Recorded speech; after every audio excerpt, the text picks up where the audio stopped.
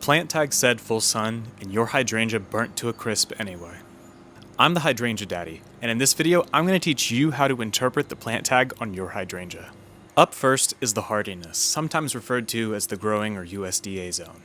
These zones are set by the U.S. Department of Agriculture based on the minimum and maximum annual temperatures over a period of years for a given geographic area. Hardiness on a plant tag is typically represented by a range of zones. So for example, this Let's Dance Skyview hydrangea here is rated for hardiness zones USDA 4 through 9. Because our climate's always changing, it's important to confirm you actually have the right USDA zone. For example, I used to be classified as Zone 6B, and then within the last couple of years was reclassified into Zone 7A. You can figure out your USDA hardiness zone by entering your zip code on the USDA website. Now, it'd be easy to assume that just because you bought it at your local garden center, that it must grow natively in your zone. This is not necessarily the case. Something which might come back year after year in Florida might be sold in your local garden center in Zone 5 as an annual. Up next is light exposure. And when it comes to light exposure, you may see terms like shade, part sun, or full sun. Sometimes this is represented as a range and sometimes just a single value. So a plant might say part shade exclusively, or like this Let's Dance Skyview hydrangea here, could say part shade to full sun. As a general rule, full sun is considered 6 or more hours of direct sunlight a day. Part sun and part shade are sometimes used interchangeably, but can mean anywhere from 3 to 6 hours of sunlight, and then part shade means no more typically than 3 to 4 hours of direct sunlight in a given day. Now remember what we just learned about hardiness zones. Full sun in Zone 9 is not the same intensity as full sun in Zone 4.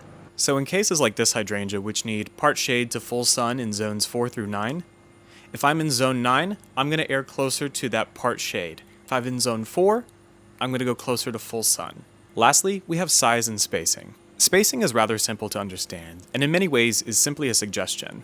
Once again, spacing is also given as a range, and the way to interpret that range, for example, 4 to 5 feet in spacing, is if you're going to plant on the lower end of that range, you can expect to build a hedge of whatever plant you're planting. And on the higher end of that range, at full size, those plants can still be distinctly seen as their individual plants. Now size is where I seem to trigger the most people on the internet with my opinions. The size on your plant tag is the expected mature size of your plant. I think we all know that. Now the reason it's a range is because plants of the same species can be thought of as siblings and not twins. So if you have one who eats their vegetables and drinks their milk, they're going to grow up bigger and stronger than their siblings.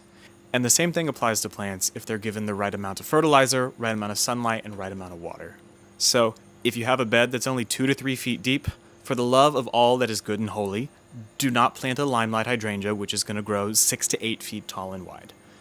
I mean, you can, but you're going to spend an obnoxious amount of time pruning it down to keep it in check, or whatever it's around is going to get absolutely smothered. It is always a best practice to plant your plants for their mature size. And yes, your gardens may look sparse initially for that, but ultimately your plants will thank you and they're going to reward you with a ton of blooms. So, all things considered, remember these 3 tips the next time you're reading the plant tag on your hydrangea.